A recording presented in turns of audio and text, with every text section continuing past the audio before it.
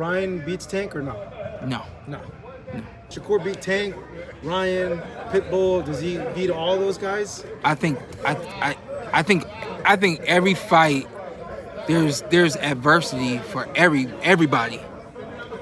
I do have Tank as my number one at 135, but I think it's fast chess. Yeah. I think 135 has become a blessing to boxing because we got stars at 135. Here in the States, I can't really say we don't have enough stars in every weight class. Definitely not like we do at 135. At 135, there's what, 6 stars.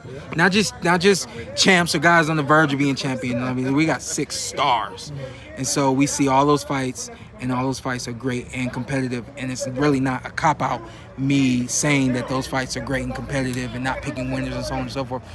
I've said this about Errol Spence Jr. and Terrence Crawford. Sometimes you just don't need to pick a winner. Sometimes you just need to sit back and watch the greatness. And I think once we start to see that, more people will understand what I'm really trying to say. We don't get that enough. At 135, we definitely have an opportunity to see that and live in it, which I think is amazing. I'm gonna give my honest answer. You guys have to consider who's making the call here, and this is really Ryan is the one calling out Tank, and he's the one really pushing for this fight. So what's early to us could be right on time for Ryan. He has his game plan, and then we all have what we think he should do. So I always respect the fighter to have their game plan, know what they want to do, and then go after it. You know? Shawn, rank the top 3 lightweights for you right now. Oh Lord, Tank is my number 1 guy. I would say Tank, Lomachenko, and then you say Haney, but I mean everybody else is right there. Tank, Loma, Haney. Everybody else is right there. I think Devin Haney fights Lomachenko in October. That'd be tight. That'd be tight.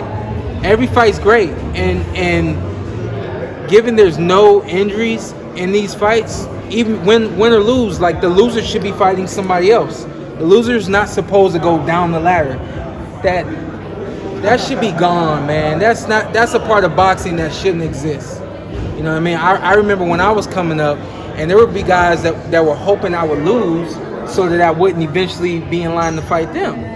But they knew that if I lost, the business of boxing would handle itself, and they wouldn't have to say, I don't want to fight Shawn, or I'd rather fight this guy or that guy, you know? So I think that is a part of boxing that should not exist. If a guy like Ryan Garcia loses to a guy like Lomachenko or loses to Tank Davis, if Ryan isn't injured and Ryan says, you know, hey, everything still is clicking the way I wanted to click, put him in the ring with Haney.